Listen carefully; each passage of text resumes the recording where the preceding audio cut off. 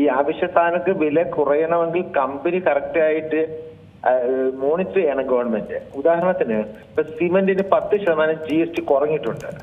ഇപ്പൊ സിമെന്റ് സാധാരണ വിൽക്കുന്നത് MRP അല്ല, MRPയേക്കാൾ 10, 40, 50 രൂപ കുറച്ചിട്ടാണ് വിൽക്കുന്നത്. അപ്പൊ സിമെന്റ് കമ്പനികൾ കഴിഞ്ഞ പ്രാവശ്യം ചെയ്തത് ഈ വില MRPയിൽ കുറച്ച് കാണിക്കുകയും ഡിസ്കൗണ്ട് കുറവ് വന്ന കാര്യങ്ങൾ നൽകാതിരിക്കുകയും ചെയ്യാം. അതായത് 20 രൂപ കുറയണമെങ്കിൽ ആ 20 രൂപ നൽകിക്കൊണ്ടിരുന്ന ഡിസ്കൗണ്ട് കൊടുക്കുക, അങ്ങ് കുറയ്ക്കുക.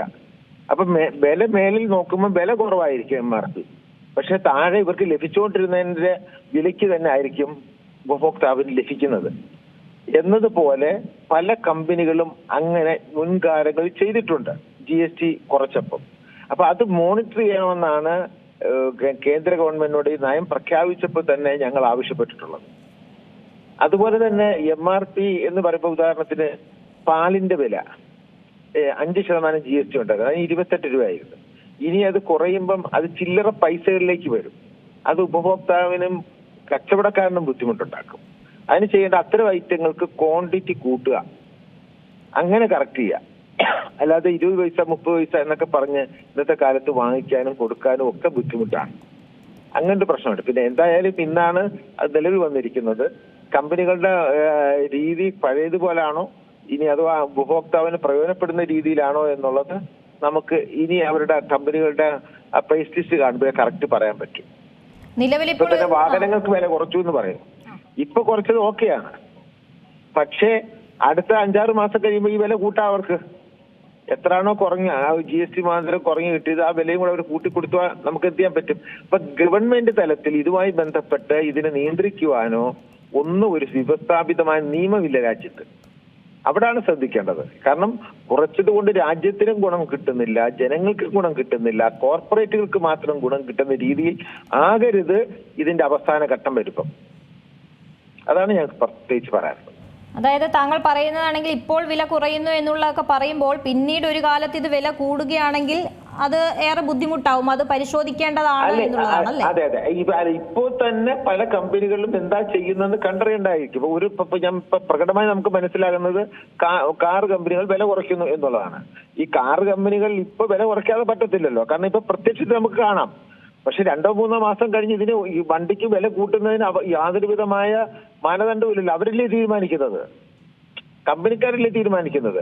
അപ്പൊ അങ്ങനെ വില കൂട്ടിക്കഴിഞ്ഞ് ആ GSTയിൽ നമുക്ക് അതുകൊണ്ട് ഗവൺമെന്റ് തലത്തിൽ അതിനൊരു സംവിധാനം വേണം. ഇപ്പൊ ഒരു സംവിധാനമില്ല.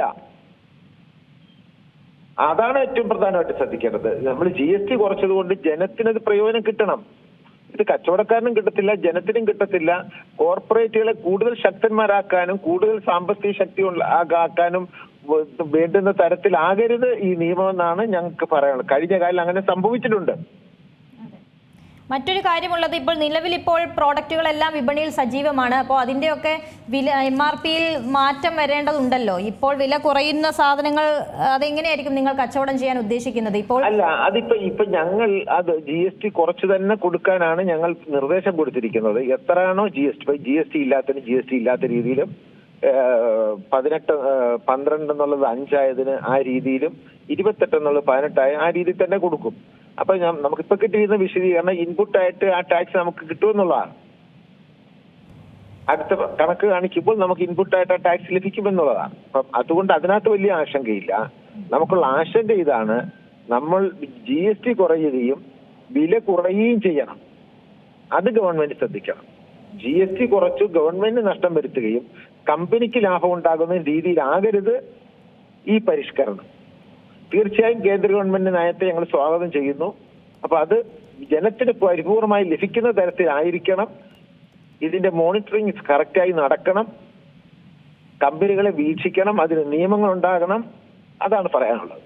ശരിക്കും ഈ കേന്ദ്രത്തിന്റെ ഈ തീരുമാനം ആശ്വാസം നൽകുന്നത് തന്നെയാണോ? അല്ലെങ്കിൽ താങ്കൾ ഈ പറഞ്ഞതുപോലെ GST കുറയുക മാത്രം ചെയ്തിട്ട് കാര്യമില്ലല്ലോ, അത് ആളുകൾക്കും ഒപ്പം തന്നെ കച്ചവടക്കാർക്കും ഒരുപോലെ ഗുണം ഉണ്ടാകുന്ന രീതിയിലേക്ക് തന്നെ ഈ തീരുമാനം പോകണമല്ലോ.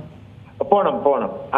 അതാണ് ഞാൻ പറയുന്നത്. കാരണം രാജ്യത്ത് ഇപ്പൊ സംസ്ഥാന സർക്കാരിന് 8000-ത്തിലധികം കോടിയുടെ നഷ്ടമുണ്ടാകുന്നു എന്ന് പറയുമ്പോൾ ആ 8000 കോടിയുടെ പ്രയോജനം ഈ രാജ്യത്തെ ജനങ്ങൾക്കുണ്ടാകണം. ആ 8,000 കോടിയുടെ പ്രയോജനം കോർപ്പറേറ്റുകൾക്കാകരുത്, കമ്പനികൾക്കാകരുത് ലഭിക്കേണ്ടത്. അതാണ് ഇവിടെ പറയാനുള്ളത്.